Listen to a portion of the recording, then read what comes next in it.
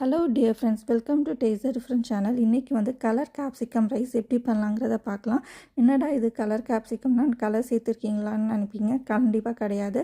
இது நிறைய பேருக்கு தெரிஞ்சிருக்கும். கேப்சிகம்னாலே டிஃப்ரெண்ட் கலர்ஸில் கிடைக்குங்க.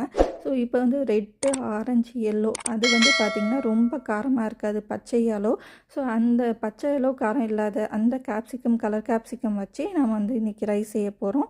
சப்போஸ் உங்களுக்கு வந்து பச்சை கேப்சிகமில் பண்ணலாமான்னு கேட்டிங்கன்னா தாராளமாக பண்ணலாம். அதுலேயும் வந்து சூப்பராக வரும். ஸோ இப்போ வந்து பார்த்திங்கன்னா நான் இந்த கேப்சிகம் ரைஸ்க்கு 2 கப்பு பாஸ்மதி ரைஸ் இந்த கப்பில் தான் வந்து மெஷர் பண்ணி எடுத்துக்க போகிறேன். ஸோ அதுக்கு வந்து 7 கப்பு தண்ணி இது மாதிரி ஒரு பாத்திரத்தில் எடுத்திருக்கேன்.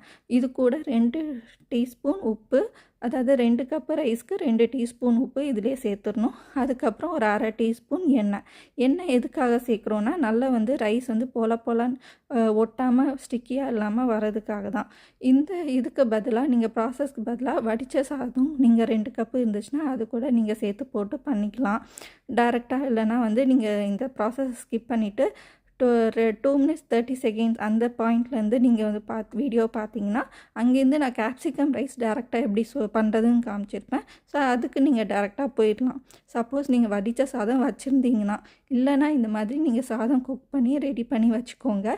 ஸோ இப்போ வந்து பார்த்திங்கன்னா நான் அந்த உப்பும் எண்ணெயும் சேர்த்த பிறகு நல்லா கலந்து விட்டு தண்ணியை நல்லா கொதிக்க வச்சு விட்டுட்டேன். இப்போ தண்ணி நல்லா கொதி வந்த பிறகு நாம் கழுவி வச்சுருந்த 2 கப்பு பாஸ்மதி ரைஸை இதில் பொறுமையாக சேர்த்துக்கலாம். சேர்க்கும் போது ஃப்ளேமை லோ பண்ணிவிட்டு சேர்த்திங்கன்னா தண்ணி ரொம்ப வெளியே தெரிக்காதுங்க. ஸோ இப்போ வந்து பார்த்திங்கன்னா சேர்த்த பிறகு நம்ம வந்து ஃப்ளேமை லைட்டாக இன்க்ரீஸ் பண்ணிக்கலாம். ரொம்ப இன்க்ரீஸ் பண்ணல, நான் மீடியம் டு லோ ஃப்ளேமுக்கு நடுவில் ஒரு 3 பாயிண்டில் வச்சு இன்க்ரீஸ் பண்ணிக்கிறேன். இப்போ நம்ம மூடி போட்டு ஒரு 10லேருந்து 15 நிமிஷம் குக் பண்ணிங்கனாலே ரைஸ் வந்து வெந்து வந்துடும். ஸோ அதுக்காக தான் வந்து தண்ணி நல்லா கொதிக்க விட்டுட்டு நீங்கள் போட்டிங்கன்னா சூப்பர் ஃபாஸ்ட்டாக வந்து வெந்து வந்துடுங்க. ஸோ இப்போ வந்து உங்களுக்கு வேகும் போதே உங்களுக்கு மேலே பொங்கி எழுந்தி கீழே கொட்டுற மாதிரி வந்துச்சுன்னா அந்த ஸ்டேஜில் நீங்கள் கொஞ்சம் ஃப்ளேமை இன்னும் கொஞ்சம் லோ பண்ணிவிட்டு மூடியை லைட்டாக திறந்து விட்டுட்டு திரும்ப மூடி போட்டு பாக்கி இருக்கிற நிமிஷத்துக்கு நீங்கள் குக் பண்ணி எடுத்துக்கலாம். ஸோ இது வந்து ரொம்ப ரொம்ப ஈஸியான மெத்தட். இப்போ வந்து பார்த்திங்கன்னா 15 நிமிஷம் ஆச்சு. எனக்கு வந்து சூப்பராக நம்மளோட ரைஸ் வந்து குக் ஆகி வந்துச்சு. நல்லா பொலன்ருக்கு பாருங்கள். நாம் வந்து பார்த்திங்கன்னா 7 கப்பு தண்ணி சேர்த்துறதுனால கொஞ்சம் தண்ணி எக்ஸ்ட்ரா இருக்கும். அதனால் இது வடிகட்டி எடுத்து வச்சுக்கோங்க. ஸோ அதுக்கப்புறம் நம்ம அதே பாத்திரத்தை நான் வந்து எடுத்துருக்கேன். இப்போ வந்து ஃப்ளேமை இன்க்ரீஸ் பண்ணிக்கலாம். இன்க்ரீஸ் பண்ணிவிட்டு கரண்டியும் வந்து நான் ரெடியாக பக்கத்தில் வச்சுருக்கேன். இப்போ வந்து பார்த்திங்கன்னா எண்ணெய் சேர்க்கணும். இதுக்கு வந்து பார்த்திங்கன்னா கடலை எண்ணெயே சேர்க்கலாம். இது south Indian style capsicum rice தான், அதனால் வந்து தாராளமாக கடலை எண்ணெயே சேர்க்கலாங்க. கடலை எண்ணெய் வந்து பார்த்திங்கன்னா நான் ஒரு 3 டேபிள் ஸ்பூன் கிட்ட சேர்த்துக்கிறேன். ஏன்னா வந்து இதுக்கு நல்லா ஆனியன் கேப்சிகம்லாம் நல்லா வதங்கணும். ஸோ அதுக்காக வந்து இந்த அளவுக்கு நம்ம சேர்த்துக்கணும். இப்போ எண்ணெய் நல்லா காஞ்சி வந்த பிறகு ஒரு டீஸ்பூன் கடுகு வந்து சேர்த்துக்கலாம். கடுகு வந்து சேர்த்த கையோட நம்ம வந்து 1 டீஸ்பூன் உடச்ச உளுந்தம்பருப்பையும் நம்ம வந்து சேர்த்துக்கணும். இந்த 2ஐயும் சேர்த்த பிறகு நம்ம வந்து 1 டீஸ்பூன் கடலைப்பருப்பும் அதையும் வந்து சேர்த்துக்கலாம். இது 2 பருப்புமே வந்து கடுகு சேர்த்த கையோட நீங்கள் 2ஐயும் சேர்த்துடலாம் டக்குன்னு. ஸோ கடுகு பொரிஞ்சு வர டைமில் இந்த 2 பருப்பும் வந்து உங்களுக்கு வந்து கோல்டன் ப்ரௌன் கலரில் வந்துடும். ஸோ அதனால் நான் அது மாதிரி சேர்த்துக்கிறேன். அதுக்கப்புறம் கடுகு நல்லா பொரிஞ்சு முடித்த பிறகு நம்ம வந்து கருவேப்பிலை ஒரு கைப்பிடி அளவு சேர்த்துட்டு ஒரு 10 முந்திரி இது மாதிரி 2ஆக பிரித்து வச்சுருக்கேன். அதையும் நான் வந்து சேர்த்துட்டு நல்லா வதக்கி விட்டுக்கிறேன். கருவேப்பிலையும் முந்திரி சேர்க்கும் போது மட்டும் ஃப்ளேம் கம்ப்ளீட்டாக லோ பண்ணிவிட்டு சேர்த்திங்கன்னா ரொம்ப தெரிக்காது. ஸோ அதே சமயம் முந்திரியும் ரொம்ப வந்து உடனே கோல்டன் ப்ரௌன் ஆகிடாது. அந்த ஹீட்டுக்கு கொஞ்சம் ஸ்லோவாக ஆகும். அதனால் வந்து நல்லா நம்மளுக்கு வந்து அந்த கரெக்டான கலரில் கிடைக்கும். இப்போ வந்து முந்திரி வந்து லைட்டாக வறுப்பட்ட பிறகு நம்ம வந்து என்ன பண்ணோன்னா 2 பச்சை மிளகாய் இது மாதிரி பொடிசாக நறுக்கி வச்சுருக்கேன். அதையும் வந்து நான் சேர்த்துக்கிறேன். அது கூட 1 டேபிள் ஸ்பூன் இஞ்சி அதுவும் பொடிசாக நறுக்கி வச்சுருக்கேன். அதையும் வந்து சேர்த்துக்கிறேன். இதுக்கு வந்து பூண்டு தேவையில்லைங்க, இஞ்சி இருந்தால் மட்டும் போதும். ஸோ அதுக்கப்புறம் வந்து பார்த்திங்கன்னா இந்த இஞ்சியும் பச்சை மிளகாவும் இந்த எண்ணெயிலே கொஞ்சம் வதக்கி விட்டிங்கன்னா அதோட பச்சை ஸ்மெல்லு போய் ரொம்ப வந்து சாப்பிடும்போது நல்லா இருக்கும் சாப்பிட்றதுக்கு. ஸோ அதனால் இதிலே வந்து வதக்கி விட்டுக்கோங்க. இப்போ நம்ம முந்திரி பருப்பும் பார்த்திங்கன்னா நல்லா கோல்டன் ப்ரௌன் ஆயிடுச்சு. ஸோ இப்போ வந்து நம்ம வெங்காயம் சேர்த்துக்கலாம். வெங்காயம் வந்து பார்த்திங்கன்னா ஒரு பெரிய சைஸ் வெங்காயம், பெரிய வெங்காயத்திலே பெரிய சைஸு அந்த அளவுக்கு சேர்த்துருக்கேன். இது வந்து நீளமாக வெட்டி அது மாதிரி சேர்த்துக்கோங்க. பிரியாணிக்கெலாம் சேர்ப்போம் இல்லையா, ஸோ அந்த மாதிரி வெட்டி சேர்த்துக்கணும். ஸோ இதையே சேர்த்த பிறகு வெங்காயம் நல்லா இந்த மாதிரி கண்ணாடி பதம் வர வரைக்கும் நம்ம வதக்கி எடுத்துக்கணும். நம்ம வந்து ரொம்பவும் வந்து கிறிஸ்பாக வந்து வதக்கக்கூடாது, அதே சமயம் ரொம்ப கோல்டன் ப்ரௌன் கலர்லேயும் வதக்கக்கூடாது. ஸோ ஓரளவு கண்ணாடி பதம் வர வரைக்கும் அதுக்கு எடுத்தால் போதும். ஸோ அதுக்கப்புறம் வந்து பார்த்திங்கன்னா இந்த மூவர்ன கேப்சிகமாக சேர்த்துக்கிறேன். இது வந்து பார்த்திங்கன்னா எல்லோ, ரெட்டு, அப்புறம் வந்து ஆரஞ்சு. இது வந்து சின்ன க்யூப் மாதிரி வெட்டி வச்சுருக்கேன். ஒவ்வொரு கேப்சிகம் வந்து பார்த்திங்கன்னா ஒரு முழு கேப்சிகம் கிடையாது, அரை அரை கேப்சிகம் ஒன்றும். ஸோ டோட்டலி 1.5 கேப்சிகம் அளவு இருக்கும். ஸோ அந்த அளவு நான் வந்து சேர்த்துக்கிறேன். உங்களுக்கு இது கூட பச்சை கேப்சிகம் கூட நீங்கள் வந்து கொஞ்சமாக கூட சேர்த்துக்கலாம். இல்லை இந்த கேப்சிகம் பதிலாக நீங்கள் பச்சை கேப்சிகம்லேயே பண்ணணும்னு நினச்சிங்கன்னா அது கூட நீங்கள் 1.5 கேப்சிகம் அளவு சேர்த்துக்கலாம்.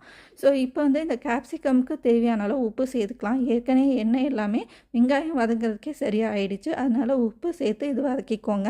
கிட்டத்தட்ட 1 டீஸ்பூன் உப்பு சேர்த்துட்டு நல்லா வந்து வதக்கி விட்டுக்கிறேன். இப்போ இது வந்து பார்த்திங்கன்னா நல்லா வந்து ஒரு 3/4 பதத்துக்கு அளவு வதங்கணும். அதாவது சாஃப்டாகணும், அதே சமயம் கிறிஸ்பினஸும் போகக்கூடாது. ஸோ அதனால் ஒரு 75% வந்து நீங்கள் குக் பண்ணி எடுக்கணும். ஒரு 2லேருந்து 3 நிமிஷம் நீங்கள் வந்து வதக்கி எடுத்திங்கனாலே கேப்சிகம் சூப்பராக இந்த அளவுக்கு ரெடி ஆகிடுங்க. இது ரெடி ஆன பிறகு நம்ம வந்து இதை டெஸ்ட் பண்ணுறதுக்கு ஜஸ்ட் இது மாதிரி கரண்டிலே நீங்கள் உடச்சி பார்த்தீங்கன்னா, அதாவது பிச்சு பார்த்தீங்கன்னா கொஞ்சம் வந்து ஹார்டாக லைட்டாக உடையணும்.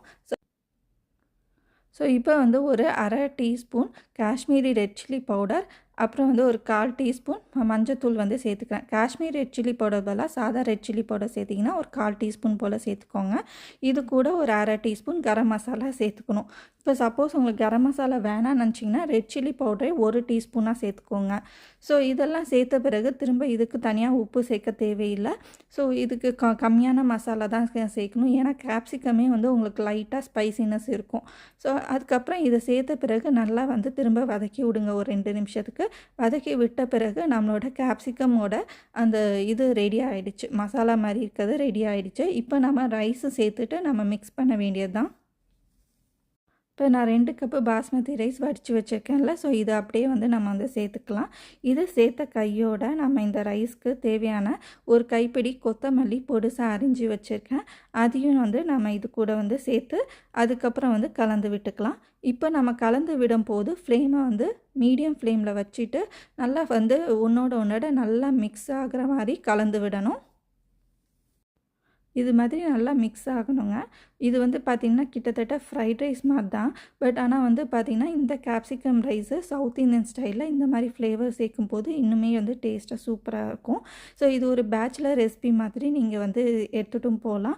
ஈவன் ஸ்கூலில் கிட்ஸ் லஞ்ச் பாக்ஸ்க்கும் நீங்கள் வந்து பேக் பண்ணி தரலாம். ரொம்ப ரொம்ப சுவையாக சூப்பராக இருக்குங்க. ஸோ இப்போ வந்து பார்த்திங்கன்னா இது ஒரு 2 நிமிஷம் நம்ம நல்லாவே வந்து மிக்ஸ் பண்ணி விடணும்.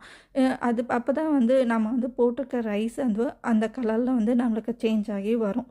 ஸோ இப்போ வந்து ஃபுல்லாக வந்து நான் நல்லா மிக்ஸ் பண்ணி எடுத்த பிறகு நம்ம ஃபைனலாக என்ன பண்ணணுன்னு பார்த்தீங்கன்னா, ஒரு மூடி போட்டு மூடி ஒரு 10லேருந்து 15 நிமிஷம் அப்படியே விட்டுறணும். அதாவது ஸ்டவ்வை ஆஃப் பண்ணிவிட்டு நீங்கள் மூடி போட்டு மூடி அந்த சூட்டோடையே வச்சிடணும். ஸோ அப்படி வச்சிங்கன்னா உங்களுக்கு அந்த ரைஸில் வந்து அந்த கேப்சிகமோட ஃப்ளேவர்லாம் இறங்கி சூப்பராக வந்து சாப்பிட்றப்ப டேஸ்ட்டாக இருக்கும். ஸோ சூப்பராக நம்ம வந்து கலர் கேப்சிகம் ரைஸ் ரெடி பண்ணியாச்சுங்க. இப்போ நான் வந்து இது கூட நான் ஸ்டஃப்டு பிரிஞ்சால் வந்து சர்வ் பண்ணி எடுத்துருக்கேன். இது கூட கிரேவியும் நீங்கள் வந்து சர்வ் பண்ணலாம். சாப்பிட்டு பார்த்துங்க, அருமையாக இருந்துச்சு. ஸ்டஃப்டு பிரிஞ்சாலும் செம்மையாக இருந்துச்சு. அடுத்த வீடியோ உங்களுக்கு இந்த ஸ்டஃப்டு பிரிஞ்சாலோட வீடியோ வந்துடும். ஸோ மறக்காமல் மிஸ் பண்ணாமல் நம்ம சேனலை சப்ஸ்கிரைப் பண்ணிக்கோங்க. லைக் பண்ணுங்கள், ஷேர் பண்ணுங்கள், கமெண்ட் பண்ணுங்கள். இந்த ரெசிபி பிடிச்சிருந்தா கண்டிப்பாக உங்கள் ஃப்ரெண்ட்ஸ் கூட ஷேர் பண்ணிக்கோங்க. Thank you friends. இன்னொரு வீடியோவில் பார்க்கலாம்.